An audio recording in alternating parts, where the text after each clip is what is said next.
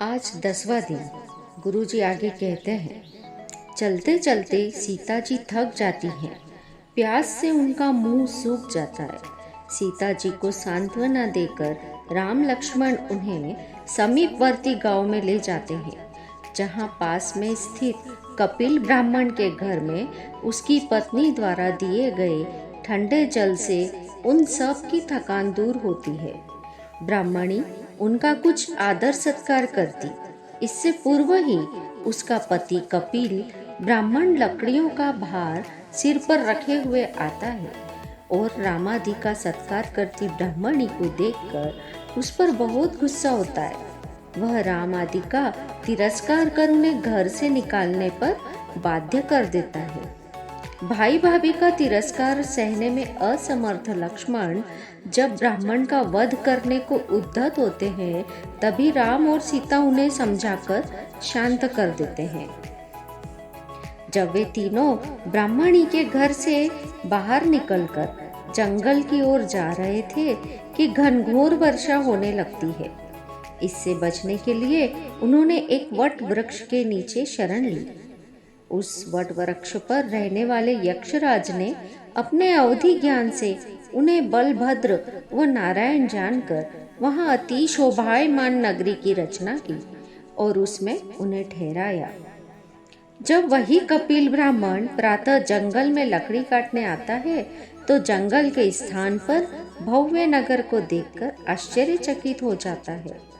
फिर अपनी पत्नी सहित नगर की शोभा देखने आता है। वहाँ नगर में जिन मंदिर में दर्शन करता है तथा मंदिर में विराजमान मुनिराज की उपदेशामृत का पान कर उनसे श्रावक के व्रत धारण करके जब राज दरबार में पहुंचता है, तो वहां लक्ष्मण को देखकर भयभीत होकर भागने लगता है।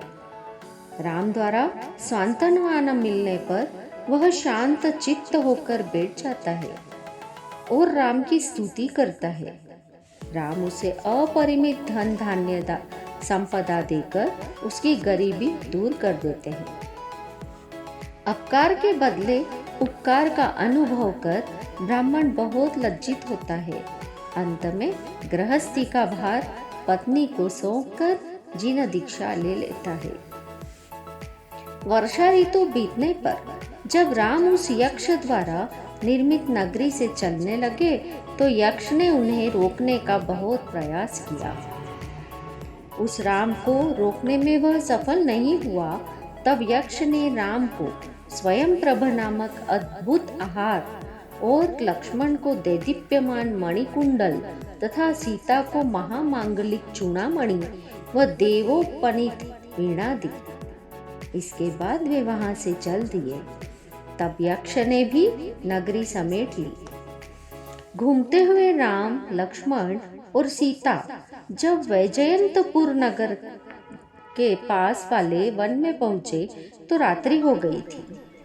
राम व सीता तो सो गए, पर जंगल से आने वाली सुगंधी के कारण लक्ष्मण को नींद नहीं आई। उस सुगंधी से आकर्षित होकर लक्ष्मण उठकर उस ओर चल दिए।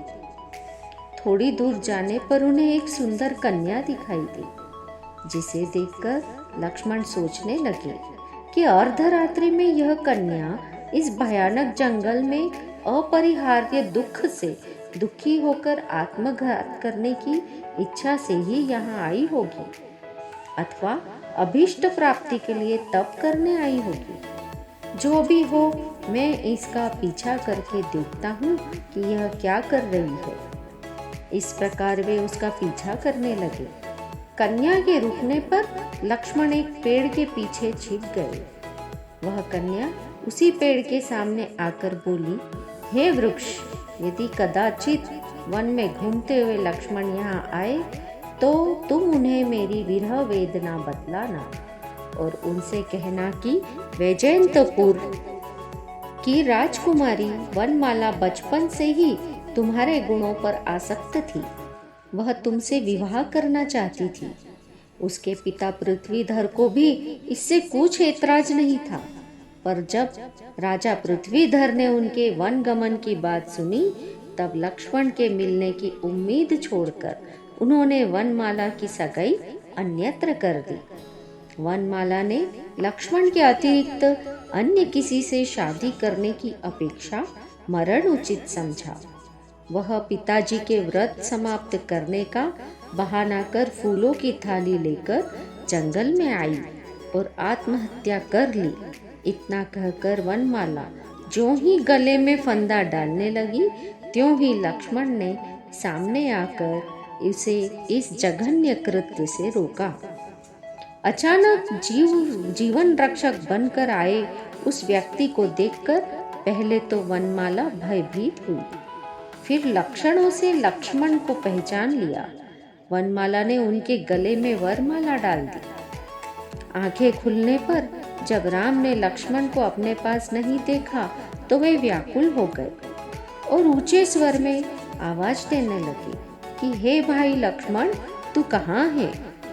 भाई की आवाज सुनकर लक्ष्मण वनमाला सहित शीघ्र भाई भाभी के पास आए। उधर वनमाला को पास में न देखकर उसकी सखियां सिपाहियों के साथ वन में उसे ढूंढने आई। वन में लक्ष्मण के साथ राजकुमारी को देखकर प्रसन्न चित्त वे राजा के पास गईं और राजा से कहा, आपके जामाता लक्ष्मण नगर के पास में ही है। इस सूचना से प्रसन्न होकर राजा ने उन्हें इनाम दिया और वे राम, लक्ष्मण और सीता को आदर सहित नगर में ले आए, जहां सभी आनंद पूर्वक रहने लगे। एक दिन वे राजा पृथ्वीधर के साथ राज्यसभा में बैठे थे कि एक नंदावर्त का स्वामी महाप्रबल पराक्रम का धारी राजा अतिवीर्य का दूत आया। उसने अतिवीर्य का पत्र राजा को दिया, जिसमें लिखा था कि मैं अयोध्या के राजा भरत के प्रति सदल बल आक्रमण कर रहा हूँ, अतः वहाँ आपके आने की राह देख रहा हूँ। राम द्वारा भरत व राजा अतिवीर्य के विरोध का कारण पूछने पर दूत ने बताया कि राजा अतिवीर्य ने भरत के पास अपनी अधीनता स्वीकार करने के लिए दूत भेजा था, पर शत्रुघ्न के ने दूत का अपमान कर भगा दिया। अतः राजा अतिवीर्य उन पर आक्रमण कर उन्हें अपना अधीन बनाना चाहता है। राम के इशारे पर राजा पृथ्वीधर ने दूत को आने का आश्वासन देकर विदा किया और राजा से विचार विमर्श के पश्चात राम पृथ्वीधर के पुत्रों के साथ अतिवीर्य की राजधानी की ओर रवाना हुए। अतिवीर्य की राजधानी के समीप स्थित मंदिर में पहुंचकर राम एकांत में लक्ष्मण से कहते हैं कि शत्रुघ्न के लड़कपन के कारण अत्यंत उद्धत होकर अंधेरी रात में अतिवीर्य के सैनिकों पर छापा मारकर बहुत से निद्रा मग्न वीरों को मारा है, उसके हाथी आदि चुराए हैं। अतः अतिवीर्य का भड़क उठना स्वाभाविक है।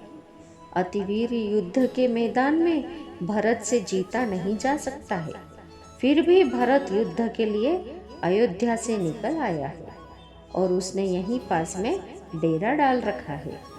अतः हमें भरत की सहायता ऐसे करना चाहिए कि भरत को पता भी न चले कि हम यहाँ हैं, क्योंकि अयोध्या से वनवास के लिए निकले हमें अपने आप को प्रकट करना उचित नहीं है। विचार विमर्श के पश्चात सीता को वहां उपस्थित आर्य का वरधर्मा के पास छोड़कर नर्तकियों के वेश में राजा अतिवीर्य के दरबार में गए। वहीं उन्होंने अपने अनुपम संगीत और कलापूर्ण नृत्य से सभा को मंत्रमुग्ध कर वशीभूत कर लिया। रंग जमा हुआ देखकर नर्तकी ने डांट दिखाते हुए कहा कि तू भरत के प्रति जो अभियान कर रहा है वह तेरी मृत्यु का कारण है। अतः यदि जीवित रहना चाहता है तो भरत को प्रणाम कर। इस प्रकार अपनी निंदा व भरत की प्रशंसा सुनकर क्रोधित हो अतिवीर्य ने नर्तकियों को तलवार से मारना चाहा, जिसे नर्तकी बने लक्ष्मण ने छीन ली और उससे सब राजाओं को भयभीत कर अतिवीर्य को जीवित ही पकड़ लिया। यह देखकर सभी राजा सोचने लगे कि जब भरत की नर्तकी इतनी शक्तिशाली है तो फिर स्वयं भरत की शक्ति का तो कहना ही क्या।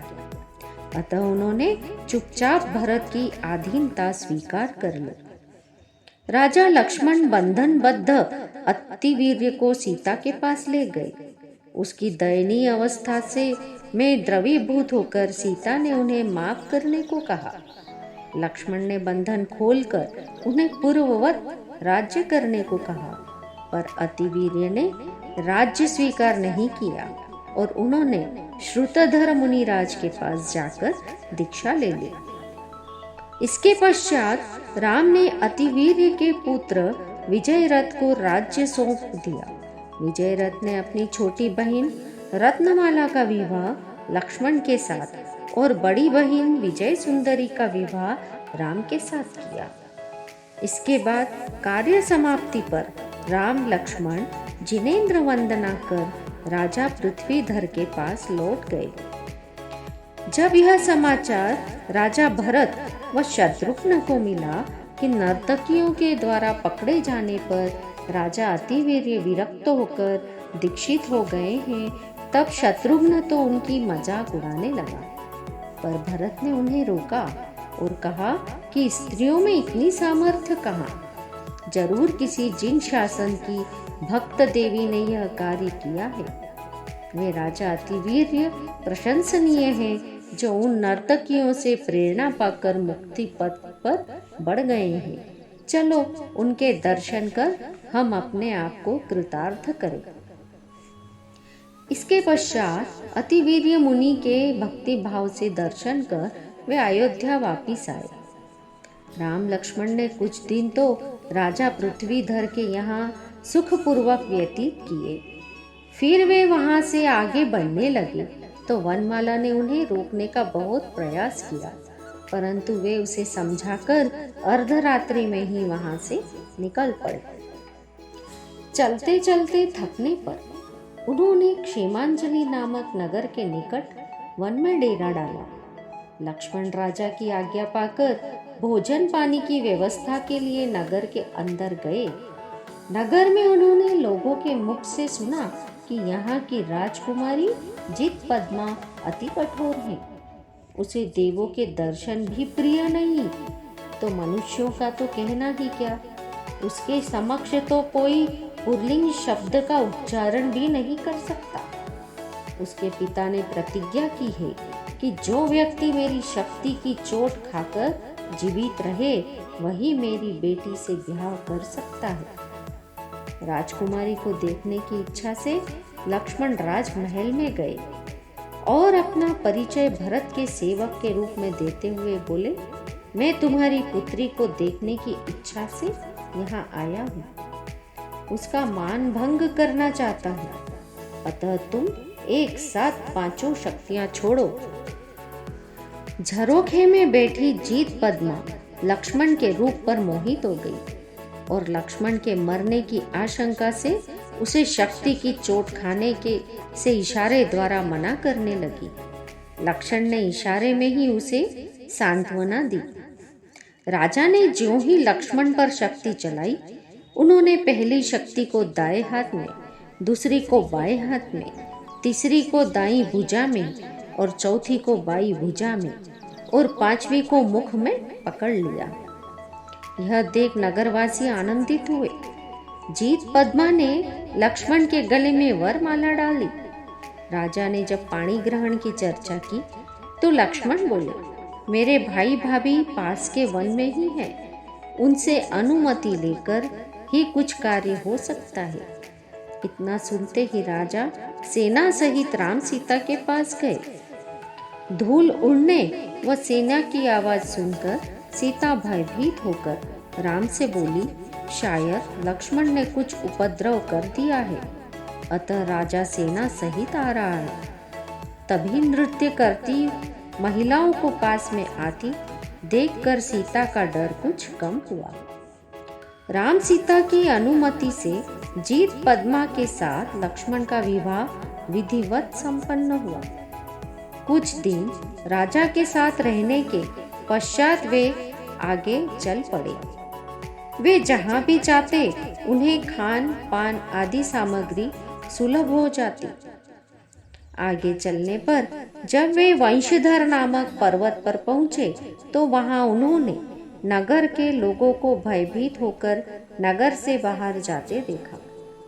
कारण जानने पर उन्हें ज्ञात हुआ कि कोई दुष्ट देव रात्रि में क्रीड़ा करता है, जिससे नाना प्रकार की भयंकर आवाजें आती हैं। अतः नगरवासी रात्रि में बाहर चले जाते हैं और प्रातःकाल लौट कर आते हैं। यह सुनकर सीता ने नगरवासियों के साथ ही चलने की इच्छा व्यक्त की, पर कारण जानने के इच्छुक राम वहीं रुके रहे। पर्वत पर चढ़ने पर उन्होंने दो मुनिराजों को ध्यान मग्न देखा। मुनिराजों को नमस्कार करके पास में बैठे ही थे कि उसी समय भयंकर आवाज करता हुआ असुर वहां आया। पल भर में ही मायामयी सर्प, बिच्छू आदि मुनिराजों के शरीर से लिपट गए, जिन्हें राम ने अपने हाथों से हटाए। यह देखकर क्रोधित हो असुर ने भयानक अग्नि की ज्वाला छोड़ी, भयंकर जंगली जानवर छोड़े और अनेकों दिल दहलाने वाली क्रियाएं करने लगा। उन उत्सर्गों से मुनिराज को बचाने के लिए राम ने धनुष चढ़ाया। धनुष चढ़ाने का शब्द सुनकर और अवधि ज्ञान से राम लक्ष्मण को बलभद्र नारायण जानकर वह असुर अपनी माया समेटकर भाग गया। उसी समय उन दोनों देशभूषण और कुलभूषण मुनिराजों को केवल ज्ञान हुआ। चतुर्निकाय के देवों ने आकर केवली को विधि पूर्वक नमस्कार कर धर्म श्रवण किया। इस धर्म सभा में देशभूषण कुलभूषण के पूर्व भव के पिता गरुणेंद्र भी आए थे। उन्होंने रामचंद्र जी से कहा कि तुमने इनकी असुर से रक्षा की है, अतः मैं तुमसे अत्यंत प्रसन्न हूँ। तुम्हें जो इच्छित हो वह मांग लो। राम बोले, तुम देवों के स्वामी हो, अतः हम पर कभी विपत्ति पड़े तब तुम हमारी सहायता करना। गरुणेंद्र ने कहा, जब तुम्हें जरूरत पड़ेगी मैं तुम्हारे पास ही रहूंगा। केवली का उपदेश श्रवण कर अनेक व्यक्तियों ने मुनिव्रत अंगीकार किए, अनेकों ने श्रावक के व्रत लिए और अनेकों ने अपनी शक्ति अनुसार अन्य प्रतिज्ञाएं ली। केवली के मुख से राम को तद्भव मोक्षगामी सुनकर सभी ने राम की जय जयकार की। वंशस्थल के राजा सूरप्रभ ने उनसे अपने साथ नगर चलने की प्रार्थना की। जब राम उनके साथ नहीं गए तो उन्होंने वहीं पर्वत पर नगरी बसा दी, जहां राम की आज्ञा से जिनेंद्र देव के हजारों चैत्यालय बने। इस नगर में सुख से रहने के पश्चात एक दिन राम लक्ष्मण से बोले कि इस पर्वत पर हमने बहुत समय सुखपूर्वक व्यतीत किया है, अब हमें यहाँ से आगे बढ़ना चाहिए, क्योंकि राजा की उत्तमोत्तम सेवा के वशीभूत हो यदि हम यहीं पर रहते हैं तो हमारा संकल्पित कार्य नष्ट होता है। सुनते हैं कि कर्णरवा नदी के उस पार दंडक वन है, जहाँ भूमि गोचरियों का पहुँचना कठिन है। उस भयानक वन के आसपास बस्ती भी नहीं है, भरत भी की आज्ञा का भी वहाँ प्रवेश नहीं है। अतः वहीं कहीं सुंदर भूमि में अथवा समुद्र के किनारे घर बनाकर माताओं को ले आएंगे। इस प्रकार निर्णय कर उन्होंने वंशस्थलपुर के राजा से विदा ली, पर राजा व नगरवासी उनके साथ ही चल दिए। राम लक्ष्मण के बहुत समझाने पर मुश्किल से दुखी मन से वे वापस लौटे। दक्षिण समुद्र को देखने के इच्छुक वे अनेकों नगर, ग्राम व देशों को पार कर महाभयानक दंडक वन के समीप स्थित कर्णरवा नदी के तट पर पहुँचे। वहाँ उन्होंने वृक्ष के पके फलादि लेकर खाना तैयार किया। मुनि को आहार देने की इच्छा से वे खड़े हो गए। कुछ देर पश्चात वनचर्या की प्रतिज्ञा लिए दो चारण रिद्धिधारी मुनि वहाँ आए।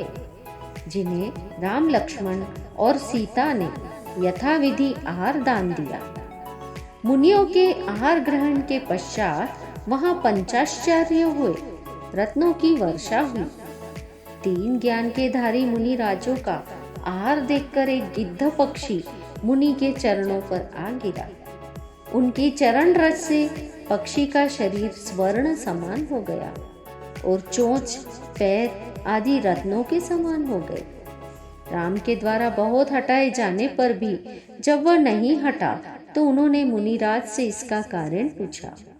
मुनिराज ने कहा कि हमें देखकर इसे अपने पूर्व भव की याद आ गई है, अतः यह हमारे चरणों में आ गया है। मुनिराज ने उस पक्षी को श्रावक के व्रत दिए और विहार कर गए। सीता उस पक्षी की देखभाल करने लगी।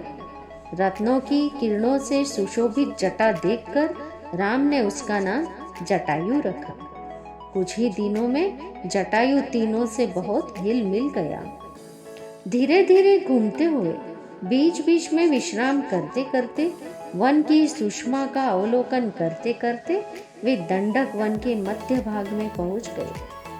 वहीं पर एक जगह कुटी बनाकर राम ने लक्ष्मण से कहा कि अब तुम जाओ और माताओं को यहीं ले आओ।